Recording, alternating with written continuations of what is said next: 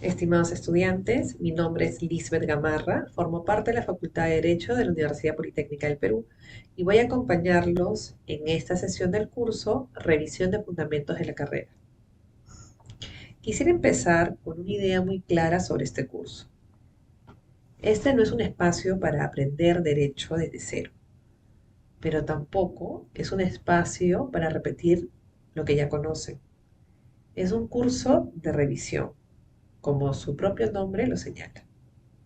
Y cuando hablamos de revisión, no hablamos de volver a leer lo mismo, sino de volver sobre lo aprendido, con un nivel distinto de exigencia. Porque en la formación jurídica ocurre algo bastante frecuente. Sabemos conceptos, recordamos normas, hasta hemos aprobado cursos, pero cuando nos enfrentamos a un caso real, no siempre es claro cómo utilizar todo ese conocimiento adquirido. Y ahí es donde realmente empieza el derecho. El derecho no se demuestra en la memoria, se muestra en la capacidad de analizar, interpretar y comprender cómo se construyen las decisiones jurídicas. Y ese es el objetivo de este espacio. No solo revisar contenidos, sino ponerlos en contexto. Por eso, en esta sesión, no vamos a empezar con teoría. Vamos a empezar con un caso muy mediático. Un caso que no está pensado para que lleguen a una respuesta inmediata o una respuesta cerrada, sino para que puedan analizarlo con detenimiento, cuestionarlo y reconocer las distintas alternativas que pueden surgir desde el derecho. El caso que vamos a trabajar hoy es el caso de Lisette Marzano. Más allá de los hechos, lo relevante aquí es lo que este caso permite: generar preguntas, identificar problemas jurídicos y explorar distintas formas de análisis. Es muy importante tener presente que se trata de un caso aún no resuelto. Esto implica que no existe una única respuesta correcta, sino múltiples formas de aproximarse al problema. A continuación, se presentará un video a cargo del doctor Carlos Caro Coria, decano de la Facultad de Derecho. Este video funcionará como punto de partida para el análisis. Mientras lo observan, se sugiere prestar atención a los hechos que se presentan, a los sujetos involucrados, los posibles problemas jurídicos y los aspectos que generan duda. No lo observen de manera pasiva, obsérvenlo como si estuvieran analizando un caso en la práctica profesional. Ahora vamos a hablar de un caso bastante controversial dentro de lo que es la práctica penal peruana. Es un caso bastante conocido, que es el caso de la señorita, lamentablemente ya fallecida, Lisette Marzano Noguera. Ella, como recordarán varios, era una atleta peruana reconocida a nivel nacional e internacional y lamentablemente fue víctima de algunos dirían accidente, otros dirían delito. Vamos a repasar lo que pasó en este caso y cuáles son los problemas jurídicos que se plantean alrededor del mismo. Primero, los hechos.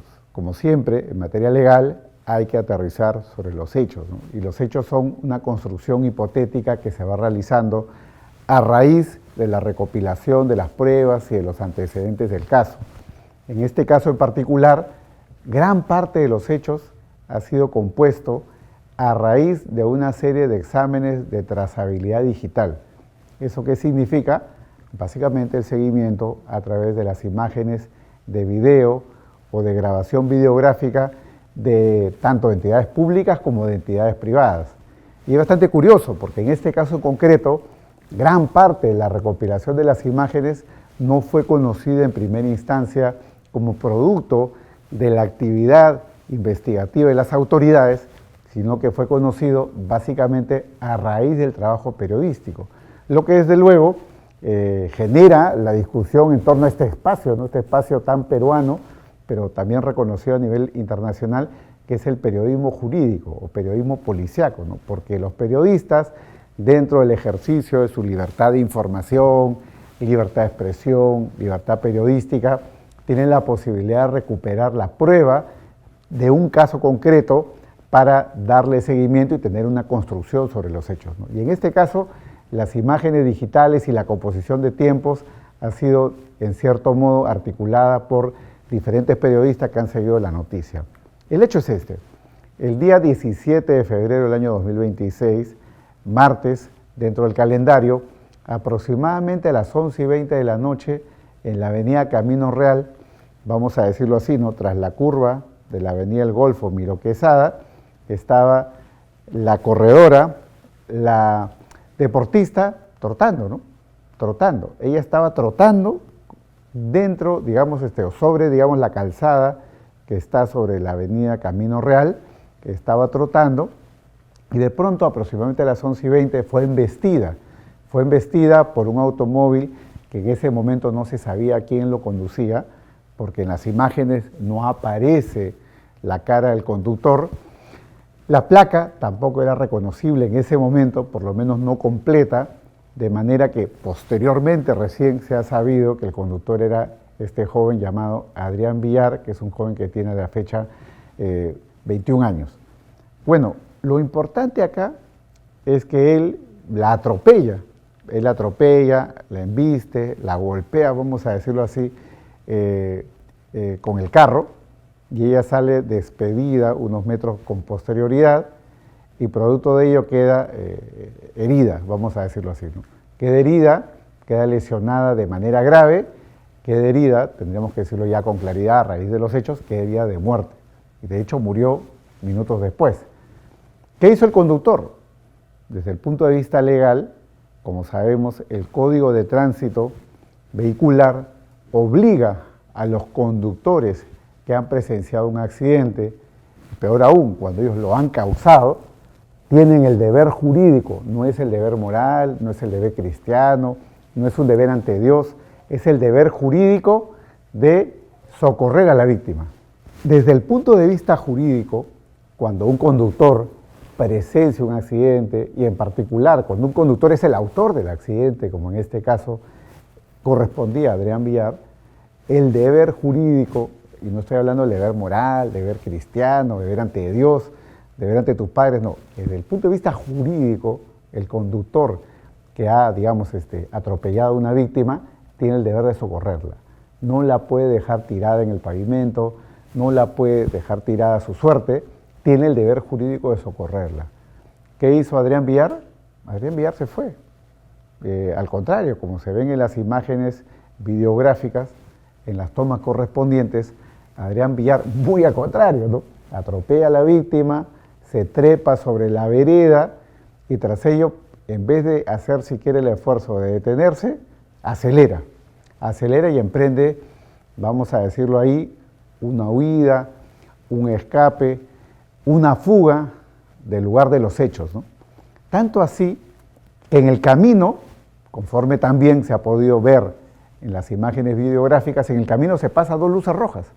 Se pasa dos luces rojas sin respetarlas, y por otro lado, en el camino, en los primeros segundos, algunas piezas del vehículo son dejadas en el pavimento. Piezas que han servido luego como prueba para confirmar cuál es el vehículo que este señor estaba conduciendo. Luego de esto, estamos hablando de aproximadamente las 11:22, 11:24 de la noche, la víctima estaba tirada sobre el pavimento, no se supo más sobre el conductor, sino hasta varias horas después, en que también la prensa de investigación, prensa policíaca, prensa jurídica, como se le quiera llamar, recopila información videográfica para darle una secuencia a los hechos. ¿Y qué es lo que sucede luego? Lo que sucede luego es que aproximadamente a las 2:32 de la mañana, ya estamos hablando de 2 horas después, 3 horas después de los hechos, se le ve nuevamente a Adrián Villar, conjuntamente con su padre y conjuntamente con la novia o esposa del padre, que es la conocida periodista Maricel Linares, abordar un vehículo, una camioneta blanca, y darse una vuelta por el lugar de los hechos. No podemos especular qué hablaron, no podemos especular qué conversaron. Lo que está claro de los hechos es que regresaron o retornaron al lugar de los hechos, es decir, a la avenida Camino Real. La avenida Camino Real. Vuelven al lugar de los hechos, dan una vuelta por ahí, uno podría especular, fueron a mirar si la víctima aún estaba tirada en el pavimento, podríamos especular, fueron a ver si había un muerto o no, fueron a ver si es que había alguna prueba de los hechos suscitados, fueron a ver si es que la víctima había sido auxiliada o no, fueron, vamos a decirlo así en términos primigenios, fueron a reconocer el terreno, a ver qué cosa es lo que hay, qué es lo que hay para tal vez tomar alguna decisión. Bueno, tras ello, tras ese pequeño periplo, que es la vuelta, digamos, a Camino Real, ellos van y se reúnen en otra zona de San Isidro, cerca de un parque, donde está un edificio donde vive la enamorada, o la que era la enamorada de Adrián Villar, la señora Francesca Montenegro, señorita Francesca Montenegro, ¿no?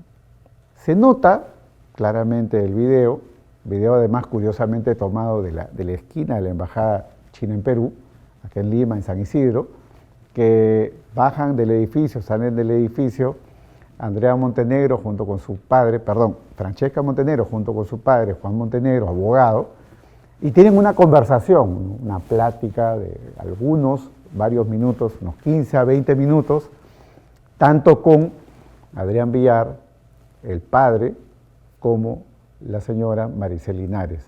Conversan. ¿De qué conversan? Tampoco se sabe. No hay lector de labios, no hay información certera sobre qué es lo que conversaron.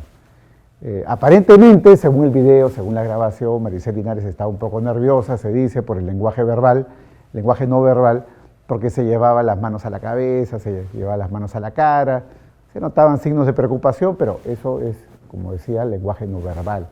Eso, desde el punto de vista jurídico, no puede dar lugar a especulaciones. Conversaron. ¿Qué es lo que sucede luego? Adrián Villar deja que pasen aproximadamente 48 horas, y alguien dirá, ¿y por qué 48 horas? Es un dato importante, fundamental por el tema de la flagrancia. Según la Constitución y según el nuevo Código Procesal Penal, la flagrancia dura 48 horas. Es decir, si alguien comete un delito, esa persona puede ser arrestada dentro de las 48 horas sin una orden judicial. No hace falta una petición de prisión preventiva o detención preliminar solicitada por el fiscal ante el juez. Es suficiente constatar el paso del tiempo, estar dentro de esa ventana de tiempo de las 48 horas, para que frente a un hecho delictivo el autor pueda ser arrestado por la policía sin una orden judicial. Bueno, si el hecho se había suscitado el martes 17 a las 11:20 de la noche aproximadamente, 48 horas se vencían el jueves en la noche. Bueno, Adrián Villar no dio signos de presencialidad ante las autoridades, ni durante el miércoles, ni durante el jueves. No es sino hasta la noche del día jueves, ya a pocos minutos de vencerse la flagrancia, 10 de la noche y algo, que envió una comunicación al Ministerio Público diciendo, por si acaso, yo soy el autor, yo estuve conduciendo, me pongo a disposición de las autoridades. 11, 10 y tantas de la noche, a punto de vencer la flagrancia. El abogado que tenía en ese momento este señor dice, se ha puesto a disposición de las autoridades, claro. Se ha puesto a disposición de las autoridades cuando ha querido, ¿no? Cuando ha querido y a punto de vencerse el plazo de la flagrancia como una forma de decir, oye, a partir de ahora me tienes que citar, no me pueden arrestar, porque no estamos dentro de la ventana, dentro de las 48 horas de la flagrancia.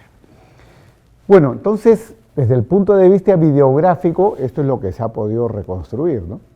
Probatoriamente hablando, ¿no? Ya con la investigación iniciada, hay que tomar en cuenta que horas antes de esa llamada puesta a disposición, la señora Maricel Linares, periodista conocida de un canal televisivo, saca también un comunicado algo impersonal, ¿no? Diciendo, por si acaso, ese vehículo que está a mi nombre, es un vehículo que era conducido por una persona que no era yo, y esa persona tendrá que enfrentar las responsabilidades de ley, algo así, algo muy genérico, algo así como, yo no sé quién era, mejor yo no te voy a decir quién es, pero que esa persona enfrente y arregle su problema por sí, pero yo no tengo nada que ver.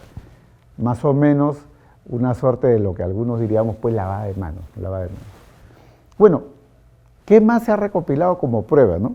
Posterior ya a los hechos, ya días después, declara ante las autoridades Francesca Montenegro y su padre. Y ellos le dicen a las autoridades lo siguiente, le dicen, mire, el señor Adrián Villar, el joven este de 21 años, vino a la casa aproximadamente a las 2:30 de la mañana, horas después, 3 horas después del accidente, choque y fuga, como se le quiera llamar, y dijo que él había atropellado, que no sabía si era un scooter, que no sabía si era una persona, que no lo tenía claro, pero que qué tenía que hacer. Y el abogado dice, el abogado Juan Montenegro dice, yo le dije que se ponga a disposición de las autoridades. Yo le dije que se ponga a disposición de las autoridades y me dijeron, sí, se va a poner a disposición de las autoridades, pero tienen que esperar que venga la madre.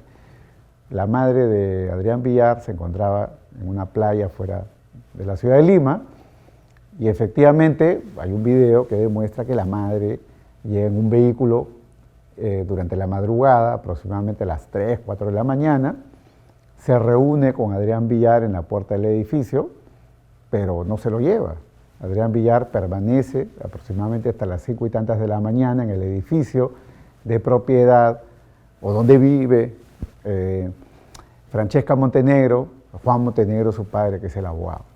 Es decir, luego de esa conversación en el parque, ¿no?, entre las dos familias, esta que fue grabada por la cámara de la Embajada de China, se aprecia que Adrián Villar ingresa al edificio, ¿no?, a la casa donde vive Francesca Montenegro y Juan Montenegro, el abogado, y permanece ahí aproximadamente por 3 horas. Viene la madre, conversan, pero la madre no se lo lleva, él permanece dentro de ese edificio, se entiende que dentro del piso, dentro de la vivienda, el departamento de los Montenegro, y luego de ello, como a las 5:30 de la mañana, aborda, no sabemos si un taxi, un carro particular, un carro de color rojo, y se va. En el interín, entre esas 2:30 de la mañana, 3 de la mañana, 4 o 5 de la mañana, hay hasta 2 visitas policiales al edificio, ¿no? En ambas visitas pasa lo siguiente. En la primera visita se aprecia un efectivo, un policía, que desciende de un vehículo también policial e ingresa al edificio, ¿no?, aparentemente a la recepción, y sale a los pocos minutos y se va. Muchos han interpretado, o algunos han interpretado esto como un acto de ocultamiento, como un acto de encubrimiento, como que la policía no hizo su trabajo porque estaba dentro de la flagrancia y debió detener a Adrián Villar. Bueno, eso es algo que todavía es objeto de investigación. Y el segundo policía que viene después, también en otro vehículo, viene simplemente a tomar fotografías del edificio, que es algo que, para que ustedes sepan, es muy común en la práctica policial, es bastante común en la práctica policial que vienen y toman fotos del edificio como una constatación o confirmación de la existencia de un domicilio.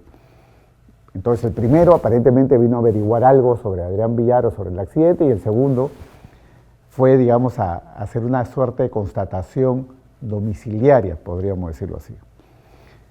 Esos son los hechos hasta ahí conocidos y hasta ahí narrados, ¿no? Pero hay alguna información que ha surgido después, ¿no?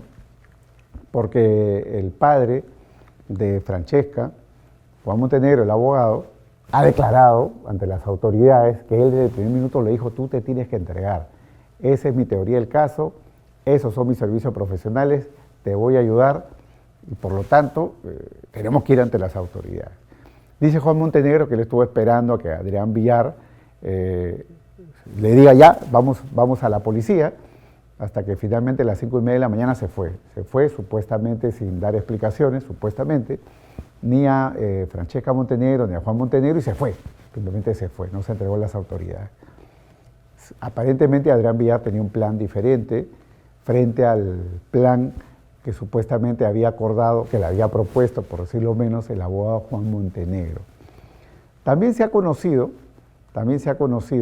de que dentro de los mensajes, ya como parte, digamos, del morbo del caso, dentro de los mensajes de intercambio entre Francesca Montenegro y su mamá, la mamá de Francesca, decir, la ex esposa del abogado, ella le dice, oye, hay que ayudar a Adrián Villar, hay que ayudarlo y yo le puedo presentar a un pez gordo, a unos peces gordos, ¿no? Y esto ha dado lugar a que se hable de que también pudo haber tráfico de influencias. Luego ya en una entrevista televisiva ha dicho, no, pez gordo era un abogado, ¿no? Yo no quise decir nunca nada relacionado con el tráfico de influencias, todo dentro de la ley, porque aparentemente además la conversación que tiene con su hija es una conversación en la línea, oye, se tiene que entregar a las autoridades. Entonces, en apariencia hasta acá, por lo menos lo que revela la prueba hasta este momento es que tanto Francesca Montenegro como Juan Montenegro, como la ex esposa, todos estaban en la línea de este señor se tiene que entregar. Lo cierto es que Adrián no se entregó, estuvo desaparecido, no se sabe qué hizo durante el día miércoles, es decir, a las primeras horas del accidente, tampoco lo que hizo el jueves, sino hasta mucho después, cuando ya en el marco de la investigación, él empieza a enunciar una teoría del caso a través de su abogado. ¿Qué dicen los abogados sobre el caso? Los abogados defensores sobre el caso dicen lo siguiente, ¿no? Dicen que él se quedó dormido. Él se quedó dormido. Dicen que él estaba conduciendo por la avenida Camino Real, que venía de comer en el Tanta de San Isidro, que está ahí muy cerca de Camino Real, en la calle Pancho Fierro. Había estado comiendo ahí con sus abuelos, ¿ya? Con unas personas mayores, conjuntamente con Francesca Montenegro, que no habían bebido alcohol. Posteriormente, tanto las cámaras del Tanta como la precuenta y la cuenta del Tanta acreditan que por lo menos ahí no bebieron alcohol. Y de ahí se fueron aproximadamente a las 10 y algo de la noche, supuestamente al domicilio de Francesca Montenegro, luego de acompañar tras una caminata, según ellos, cerca ahí del Olivar, a los abuelos, a las personas mayores. Adrián se habría ido con Francesca Montenegro a su casa y luego de ello habría conducido el vehículo por la avenida Camino Real, donde se produjo el hecho a las 11:20 de la noche aproximadamente. Bueno, la teoría del caso de la defensa es que se quedó dormido. Sin embargo, y esto ya debería de ser materia de investigación, y tomen nota por favor de lo que he mencionado hace un momento, al inicio casi del caso, estos son casos donde en tiempos actuales, en tiempos modernos, en tiempos de la inteligencia artificial, tenemos que hacer una reconstrucción digital, ¿no? Tenemos que hacer un análisis digital. Y la pregunta clave para el análisis digital, cosa que podría hacerse, hasta donde yo tengo entendido todavía no se ha hecho, es someter a una prueba digital lo siguiente, ¿no? Si es que el tránsito del vehículo, si es que la ruta del vehículo, el haber impactado en la víctima, el haberse subido por breves, no sé si segundos, milisegundos, a la vereda, volver sobre la pista y darse a la fuga, si esa ruta, si esa forma de conducción, ese pequeño dibleo, es propio de quien se queda dormido, ¿no? Lo digo ¿por qué? Porque un análisis digital superficial, es decir, puesto ese reel, puesto ese trozo de esos segundos del impacto y la huida a disposición o bajo examen de la inteligencia artificial, uno puede poner el trozo del video en ChatGPT, puedes ponerlo en Copilot, en Gemini, o lo puedes poner en Claude, y te van a salir diferentes lecturas, ¿no? Una de las cuales, por ejemplo, es esta. Y no digo que sea la lectura, estoy poniendo solamente un ejemplo de una de las lecturas que podría fluir de la IA, es la siguiente, de que una persona cuando se queda dormido no tiene posibilidad de reaccionar y volver sobre la pista y acelerar de inmediato. Una persona cuando se queda dormida, el impacto es tan rápido, tan inmediato, que el carro sigue la trayectoria del dormido, porque hay un relajamiento de los músculos, de manera que no tienes capacidad de reaccionar en ese momento para driblear y volver y emprender la fuga de inmediato, ¿no? Eso significa que podría ser, y estoy hablando de algo potencial, no que debe ser, porque esto debe ser, como repito, materia de análisis digital, podría ser de que la teoría del caso de que se quedó dormido no sea consistente, ¿no?, con las imágenes bajo el análisis de la inteligencia artificial. Y alguien dirá, oye, ¿por qué tenemos que hacerle caso a la inteligencia artificial? Por supuesto que no tenemos que hacerle caso, pero son herramientas que se tiene a disposición para hacer el análisis digital o forense correspondiente. Uno puede discrepar de la IA y decir, no, efectivamente, eso puede pasar bajo determinadas circunstancias, pero bajo otras circunstancias sería de otra manera. Claro, eso será materia de una discusión pericial. Dice Adrián Villar que se quedó dormido. Esa es la teoría del caso que ha defendido en la audiencia de prisión preventiva conjuntamente con su abogado. ¿Qué se ha sabido también? Se ha sabido también por declaraciones, versiones del abogado, como por versiones de Francesca Montenegro, que Adrián Villar, luego de esa huida, y esas horas, dentro de esas horas perdidas, que es entre las 11:30 de la noche y las 2:30 de la mañana, estamos hablando de 3 horas, 12:30, 1:30, 2:30, 3 horas aproximadamente, entre esas 3 horas perdidas, ¿qué hizo Adrián Villar? Adrián Villar fue al edificio donde vivía digo porque ahora, por lo menos a la fecha actual de grabación de este video, él está en el penal, está bajo arresto, purgando una prisión preventiva, pero en ese momento, Adrián Villar, tras el atropello, la huida, pasándose 2 semáforos en rojo, desaparece frente a la trazabilidad de las cámaras, por lo menos lo que se ha reconstruido hasta el momento, habría ido al edificio en Miraflores, donde vive con su madre, y habría guardado el carro ahí. Guarda el carro ahí, algunos dirían, no lo guardó, lo escondió. Bueno, lo guardó, lo escondió, lo dejó ahí, se cambió de ropa y vuelve al lugar en bicicleta, según la versión de Francesca Montenegro. Es decir, la teoría del shock, porque también han hablado los abogados de que entró en shock, se quedó dormido y el shock fue inmediato, ¿no? Y me quedé dormido, el shock fue tan inmediato que atropellé, volví sobre la pista, me pasé de luces rojas, desaparecí del entorno del lugar y el shock fue tan preciso el shock que tuve que llevar el carro, guardarlo, ocultarlo, como se le quiera decir, dentro del edificio, del lugar donde vivo con mi madre, y el shock fue tan fuerte que además me cambié de ropa, y volví al lugar de los hechos en bicicleta para ver qué pasaba, ¿no?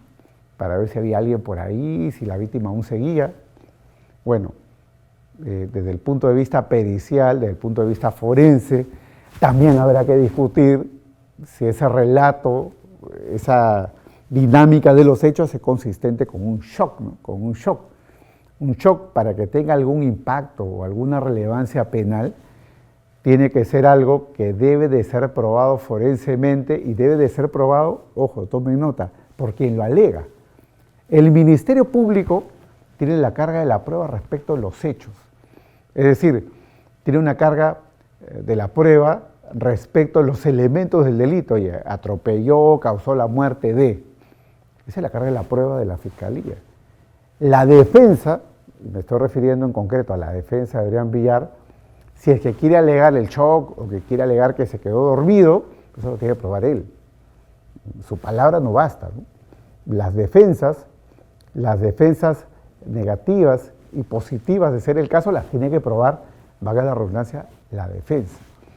Esta teoría del shock solamente ha sido denunciada verbalmente, no hay un examen pericial, prueba pericial en relación a ello. Luego han querido, me refiero a los abogados, tratar de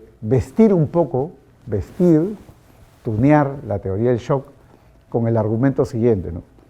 Dicen que las primeras horas del miércoles, ¿no? Luego del accidente, Adrián Villar, que estaba en shock, pero había estado en shock, que había ido a la casa a guardar el carro, se había cambiado de ropa y había vuelto en bicicleta al lugar de los hechos y siguiendo en shock había buscado a su padre y a Maricel Linares y habían vuelto con el vehículo blanco al lugar de los hechos, también en shock, y también en shock se había reunido en ese parque con Francesca Montenegro, Juan Montenegro, también en shock, habían conversado sobre lo que iban a hacer y también en shock había subido al departamento, había vuelto a bajar cuando llegó la madre y también en shock volvió a entrar y también en shock se fue en ese vehículo rojo en la madrugada hacia las 5 de la mañana luego de los hechos. Claro, toda esa teoría del shock la han tratado de vestir con una visita horas después por parte de Adrián Villar a una clínica de la ciudad. Entonces Adrián Villar habría ido a una clínica de la ciudad y se habría hecho el dosaje etílico. Y es ahí donde uno de los abogados de la defensa dice, oye, ¿cómo vamos a discutir la verdad sobre el dosaje etílico si esto lo ha hecho la empresa tal? No voy a decir el nombre del laboratorio, es un laboratorio muy reconocido, tiene varios ISOs de calidad, y la defensa dice, oye, acá no hay que discutir, no estaba ebrio, ¿no? No estaba ebrio tanto porque la factura del Tanta revelan que no había bebido nada, las cámaras del Tanta reflejan lo mismo, y además el dosaje etílico que se lo hizo en los laboratorios tal, son laboratorios privados, ¿no?, de calidad internacional, revelan de que no estaba ebrio, por lo tanto de ebriedad no podemos discutir. Y además se sometió a tratamiento, digamos, psicológico, psiquiátrico, fue medicado en esas horas porque estaba en shock. Bueno, tomemos nota acá de un dato importante. Desde el punto de vista legal, la única prueba de cargo, ojo, de cargo, ¿no?, sobre la ebriedad de una persona la tiene el Ministerio Público, no la defensa. Es decir, en la medida que Adrián Villar huyó del lugar, no se sometió a las autoridades, no pasó el dosaje etílico, no se ha podido probar que haya estado en estado de ebriedad. Que él presente luego una prueba, esa prueba no va a dar mayor o menor valor. Lo cierto es que el Ministerio Público no ha podido probar la ebriedad y tampoco es parte de la imputación. En cualquier caso, ese dato de ebriedad o no ebriedad no es relevante ya para el hecho mismo, más aún por los temas o las consecuencias legales que mencionaremos después. Bueno, Adrián Villar, luego de estar libre por varios días, fue sometido a una detención preliminar. Es decir, le aplicaron, conforme a la regulación procesal correspondiente, la regla típica del Ministerio Público que cuando no confían que una persona se va a someter a la acción de la justicia, lo que hace es solicitar una detención preventiva o una detención preliminar. Y esta detención preventiva preliminar, en el caso concreto, tuvo una duración de 72 horas, ¿no? Entonces fue arrestado por las autoridades en el domicilio donde vivía, con su madre y con su padrastro, y luego fue llevado, digamos, ante la Fiscalía, la que solicitó hora después la prisión preventiva, ¿no? La prisión preventiva tenía que discutirse, recuerdo, un domingo por la noche, dado que habían algunos defectos en el intercambio de información respecto a la petición del Ministerio Público. Es un dato también importantísimo. Deben tomar ustedes en cuenta de que cuando la Fiscalía pide la detención preventiva, tiene que acopiar las pruebas, ¿no?, las pruebas de cargo, para que la defensa pueda analizarlas con el tiempo prudencial y pueda ejercer, digamos, valga la redundancia, la defensa respectiva. Bueno, el juez suspendió la audiencia y dijo que la audiencia se iba a llevar a cabo un día después, ¿no? El juez efectivamente suspendió la audiencia y la audiencia continuó, donde se produjo el debate correspondiente y al final, por lo menos en una primera instancia, le han impuesto la medida de detención preventiva. Y acá ya podemos entrar a discutir cuestiones legales que tienen un trasfondo, ¿no? ¿Cuáles son los delitos imputados, ¿no? ¿Cuáles son los delitos imputados? Según la teoría del caso de la Fiscalía, el primer delito imputado es el delito de homicidio culposo. El delito de homicidio culposo, que está tipificado en el artículo 111 del Código Penal, es un delito de resultado. El autor realiza una conducta arriesgada, una conducta prohibida, una conducta que viola los límites del riesgo permitido. En el caso concreto, la conducción vehicular es una actividad peligrosa, es una actividad regulada, y siendo una actividad peligrosa, una actividad regulada, hay límites, ¿no?, para la conducción. Uno de ellos es no subirte a la berma, no atropellar a las personas, fijarte por dónde conduces, socorrer a la víctima, etc. En el caso concreto, él violó las reglas de cuidado al atropellar a una persona, violó las reglas de cuidado al subirse a la pista y violó reglas de cuidado ex post hecho, vamos a decirlo así, porque no socorrió a la víctima. Pero para efecto del homicidio culposo, lo relevante es la discusión que existe en torno a la violación de las reglas de la conducción. El tema del abandono a la víctima tiene otra connotación respecto de otros delitos que comentaremos luego. Pero en el caso entonces del artículo 111, el artículo 111 castiga con pena privativa de la libertad a quien por culpa, es decir, violando las reglas de cuidado, le causa la muerte a alguien, que es el supuesto de Adrián Villar.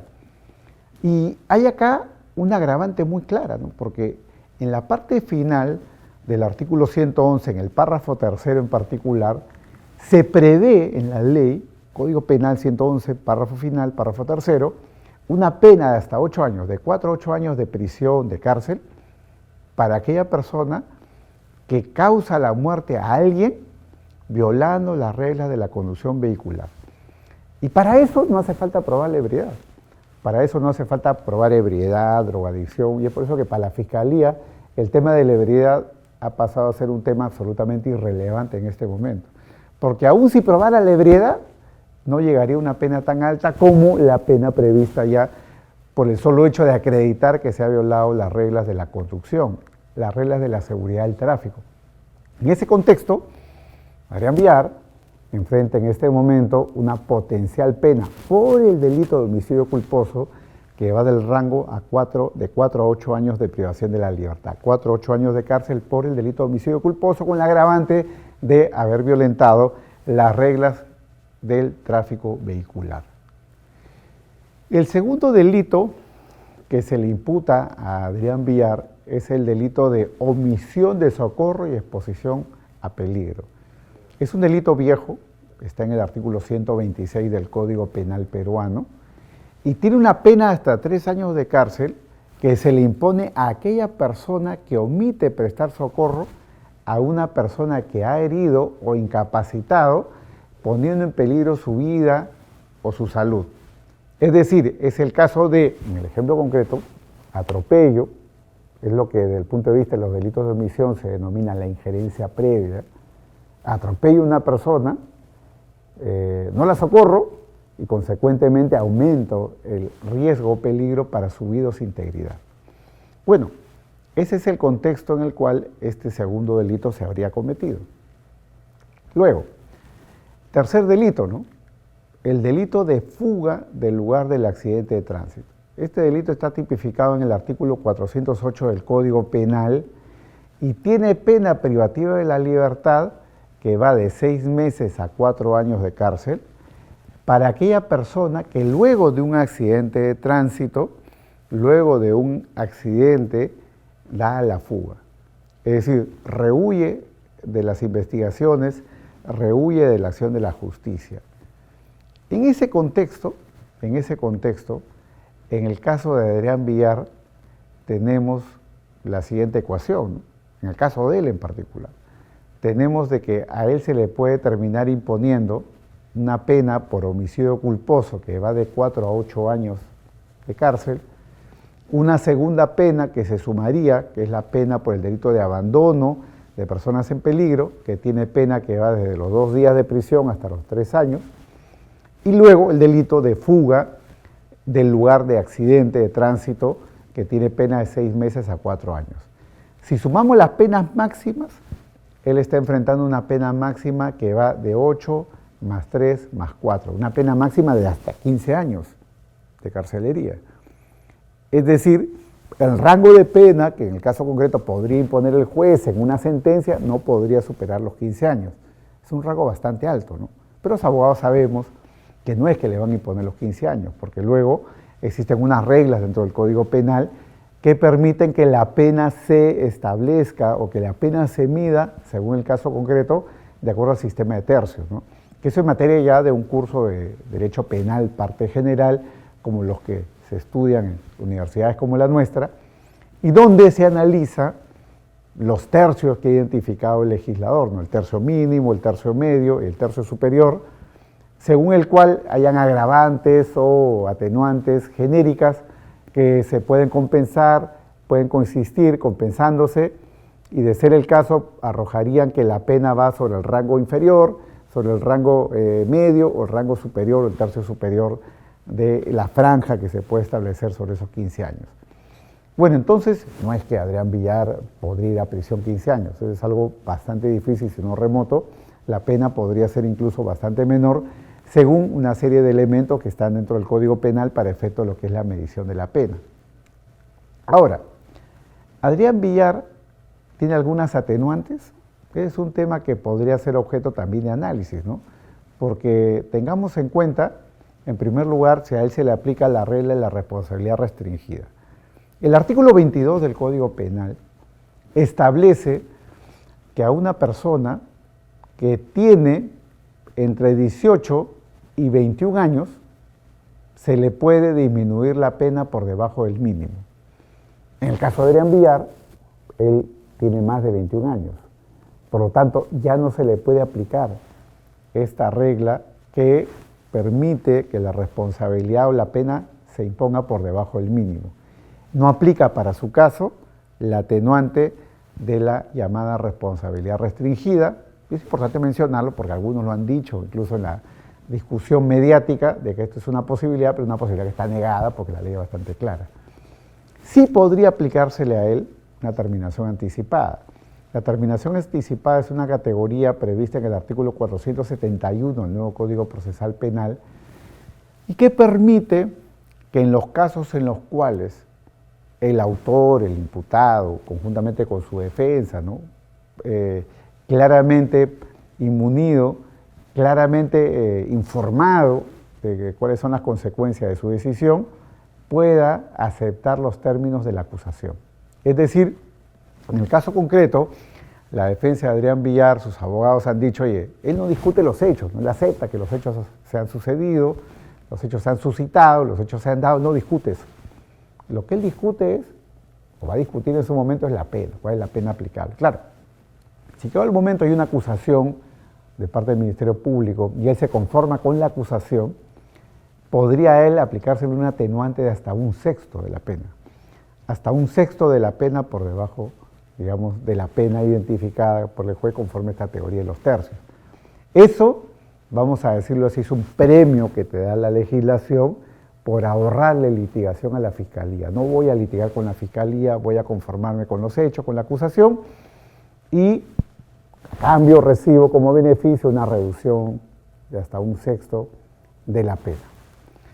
Ahora, otro tema que puede ser muy impopular, absolutamente impopular para un caso como este que es tan mediático, es el tema de la conducta de la víctima, ¿no?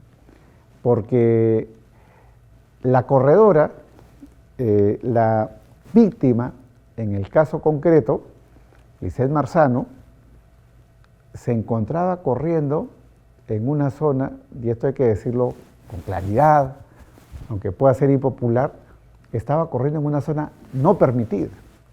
¿Por qué? Porque según las cámaras de seguridad, la reconstrucción videográfica, ella estaba corriendo sobre la calzada, sobre la pista, sobre la avenida Camino Real.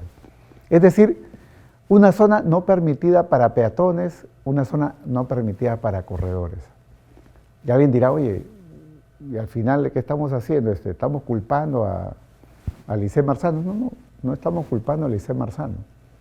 Adrián Villar tiene su grado de responsabilidad, pero ese grado de responsabilidad podría disminuirse, y hablo de algo potencial, no que vaya a ser así, si es que se identifica como argumento de medición de la pena la conducta de la víctima. ¿La víctima puede contribuir con su conducta al hecho causado? La respuesta teórica es sí, por eso existe la llamada victimodogmática o teoría de la victimodogmática, donde se analiza si la víctima se pone a disposición del peligro y con esa conducta de ponerse a disposición del peligro aumenta el peligro para sus propios bienes jurídicos. Eso ocurre, por ejemplo, ya en aquellos casos en los que la víctima acepta someterse a una actividad a cuenta de sus propios riesgos, ¿no? Imagínense ustedes, ¿no? Parapente, una persona que hace parapente ya se somete no a una muerte, no al peligro de morir, porque una persona que hace parapente confía en las medidas de seguridad respecto del establecimiento, el negocio, la empresa que le está dando el servicio para hacer parapente, no se quiere morir. Eso no es una firma para suicidarte, pero cuando tú firmas el consentimiento, estás firmando que te estás sometiendo a un determinado nivel de riesgo. Entonces, si por ejemplo, la víctima firmó un consentimiento, en el caso del parapente, diciendo de que se encontraba perfectamente de salud, cuando no se encontraba perfectamente de salud, y de pronto utiliza el servicio del parapente y, vamos a decirlo así, ¿no?, sufre una lesión, no seamos trágicos, no muere, una lesión grave, una lesión leve, podría discutirse en el caso concreto si es que la víctima ha contribuido a su propio daño, a su propia lesión, al no haber revelado de que no se encontraba en perfecto estado de salud, y esa omisión ha tenido alguna contribución al riesgo respecto al resultado suscitado.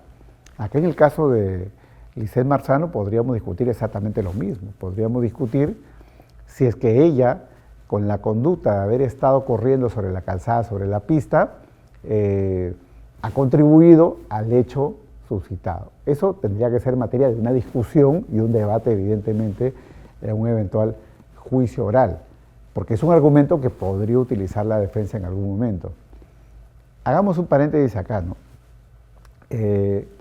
Lisette Marzano, ¿por qué corría sobre la calzada?, ¿no? Bueno, este es un tema ya de data sobre lo que es el mundo del running acá en Lima, pero solamente para que sepan, ¿no? La mayoría de los corredores corren sobre la pista porque la pista tiene un nivel de impacto, un nivel de porosidad que no es el de la vereda, ¿no? Entonces, por eso es que la mayoría de los corredores, cuando ustedes ven por Lima, corren no sobre la vereda, corren sobre el pavimento, ¿no? Porque el pavimento es más compacto, las zapatillas, digamos, tienen mejor agarre o mejor, digamos, performance respecto de cuando tú corres sobre la calzada, sobre la pista, que sobre una vereda. Y peor aún en una zona como el golf, donde en el golf no hay vereda técnicamente alrededor, lo que hay son adoquines, ¿no? Y los adoquines tienen muchos huecos, tienen muchas superficies que no son perfectas, sino donde hay hundimientos, y eso puede causar incluso lesión en un corredor. Es por eso que precisamente en San Isidro, precisamente en el golf, si ustedes pueden observar, la mayoría de los corredores, si no todos, o la gran mayoría en todo caso, corren sobre la pista y no corren sobre los adoquines, porque no hay vereda en esa zona. Además, tener en cuenta lo siguiente, ¿no? Muchos corredores de esa zona corren más bien en contra de los carros, ¿no?, para ir mirando si alguien viene en tu contra, para que no te pille precisamente por detrás, como pasó en el caso de Lisette Marzano. Ojo, esto no es denigrar a la víctima, no es decir que la víctima tenga responsabilidad, no es decir que Adrián Villar no tenga responsabilidad, sino simplemente poner sobre la mesa un argumento que la defensa de Adrián Villar podría utilizar en el caso concreto ante un debate oral dentro del juicio que podría celebrarse a futuro. Tema final. ¿Hay encubrimiento personal? Hay una imputada en este momento por encubrimiento personal, que es Maricel Linares. La periodista Maricel Linares, dueña del vehículo, está imputada por encubrimiento personal. El encubrimiento personal está tipificado en el artículo 404 del Código Penal y sanciona a aquella persona que ayuda o facilita que alguien se sustraiga de la acción penal. Para decirlo con claridad, Adrián Villar era un potencial investigado y ahora es un investigado incluso bajo prisión preventiva por homicidio culposo y los otros dos delitos ya mencionados. Y la pregunta es si Maricel Linares le ayudó a rehuir de la acción de la justicia, de la acción penal. Alguien dirá, ¿y cómo le ayudó? Bueno, podríamos decir, según la teoría del caso que maneja en este momento la Fiscalía, porque Maricel Linares en el primer minuto no dijo, este carro es mío, yo soy el carro y lo entrego. No lo hizo. Ella no entregó el vehículo, siendo la propietaria del vehículo. Que luego ha salido un documento notarial que el propio notario ha puesto en cuestionamiento respecto de su veracidad, donde ella dice que hizo una donación. Lo cierto es que la donación no estaba registrada en los, valga la redundancia, registros públicos. No estaba sentada en los registros públicos, con lo cual ella es la propietaria. Siendo la propietaria, al no entregar el vehículo, para efectos de que pase las pericias del caso sobre los daños y pueda servir, digamos, como una prueba más a ser utilizada por parte de la Fiscalía, ella incurrió en encubrimiento. Ella incurrió en encubrimiento al haber tenido diálogos, tratativas con Adrián Villar luego de los hechos, haber vuelto al lugar de los hechos conjuntamente con el padre y con Adrián Villar en la camioneta blanca y luego haber retornado a ese parque donde está la Embajada China, donde conversa con Francesca Montenegro y Juan Montenegro sobre una posible defensa, todos esos encubrimientos. Bueno, ese es objeto de investigación por parte de la Fiscalía. Pero más allá del tema de fondo, y con esto podemos ya finalizar esta explicación, más allá de ello, lo cierto es que en el Código Penal, en el artículo 406 del Código Penal, existe una excusa absolutoria. Es decir, el propio Código Penal dice que está exento de pena los casos de encubrimiento cuando el encubrimiento ha sido hecho por una persona que tiene una relación estrecha, ¿no? Una relación estrecha con la persona favorecida. Es decir, si las relaciones con la persona favorecida son tan estrechas como para excusar su conducta. Maricel Linares tenía una relación estrecha con Adrián Villar, eso es algo que podría discutirse a nivel de la investigación ahora preparatoria que lleva adelante el Ministerio Público. Si su defensa prueba, por ejemplo, de que ella trataba con Adrián Villar, que es el hijo de su pareja desde que era muy jovencito, muy niño, iban a comer, viajaban, paseaban, vivían bajo el mismo techo por temporadas. Claro, eso es una relación estrecha. La ley no exige relación de familiaridad. La ley no exige una partida de nacimiento que diga que son familiares. La ley lo que exige es que hayan relaciones estrechas. Relaciones estrechas que puedan excusar la conducta del potencial encubridor. Claro, entonces en el caso de Maricel Linares ella podría declinar, me refiero a su defensa, de la discusión en torno de colaboré, no colaboré. No, el tema es que yo estoy excusada porque tengo una relación estrecha con el favorecido, de manera que el caso podría eventualmente archivarse respecto de ella en ese extremo en aplicación de la excusa absolutoria.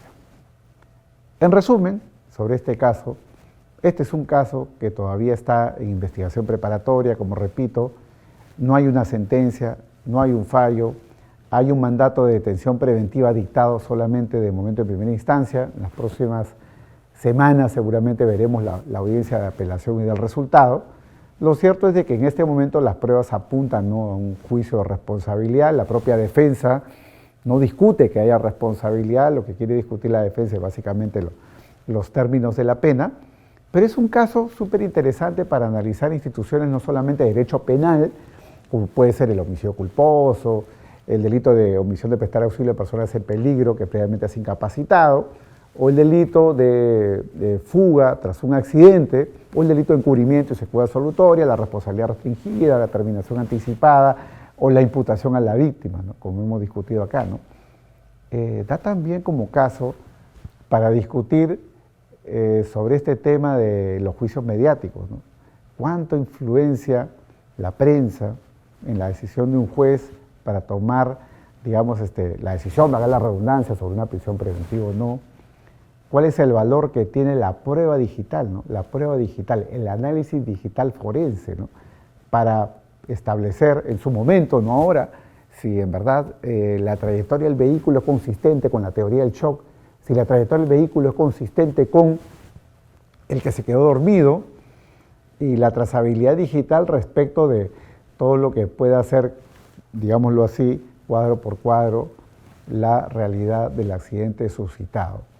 Son tiempos modernos, son tiempos donde el derecho procesal y concretamente el derecho procesal penal están perfectamente influenciados por todas estas nuevas técnicas de investigación que, como yo había adelantado ya en esta conversación, pueden implicar incluso el uso de grandes herramientas accesorias como puede ser la inteligencia artificial.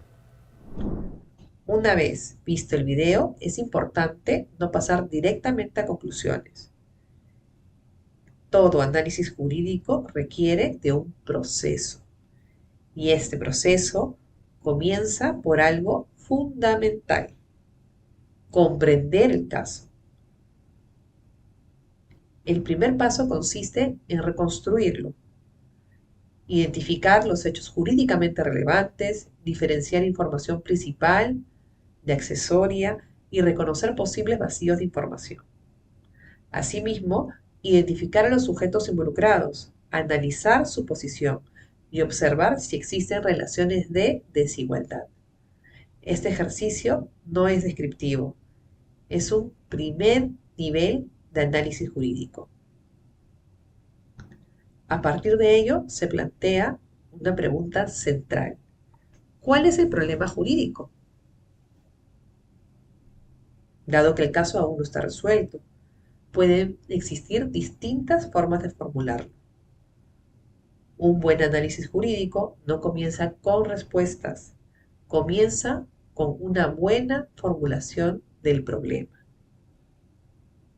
Y una vez identificado el problema, se inicia el análisis. Esto implica identificar normas, interpretarlas, relacionarlas con los hechos, pero además considerar distintas alternativas de interpretación, porque en este tipo de casos no existe una única forma de abordarlo. En el análisis resulta importante evaluar si existen derechos fundamentales involucrados y qué principios podrían orientar la interpretación. El análisis jurídico no se agota en la norma, también implica una dimensión ética. ¿Qué implicancias tienen las decisiones jurídicas? ¿Qué responsabilidad implica el ejercicio profesional? Estas preguntas forman parte del análisis. En esta etapa, más que adoptar una decisión inmediata, lo relevante es comprender cómo se construye una posición jurídica.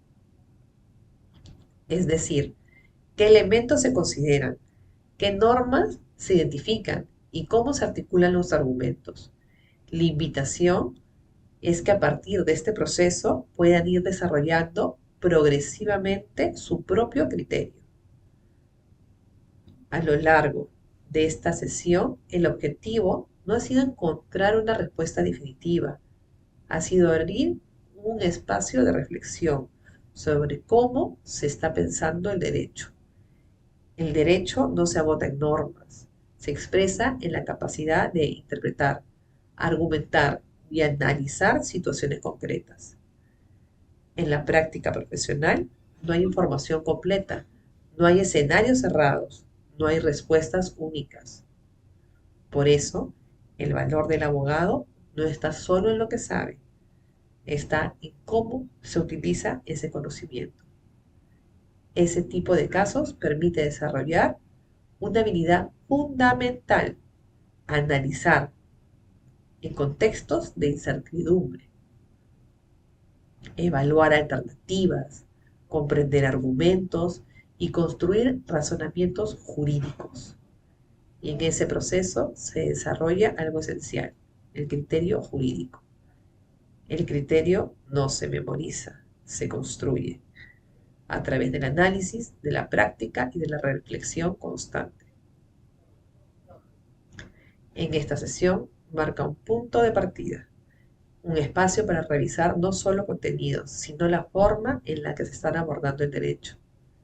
La invitación es a revisar nuevamente el caso, a analizarlo con mayor detenimiento y continuar desarrollando una forma de razonamiento jurídico cada vez más sólida. Nos vemos en la siguiente sesión.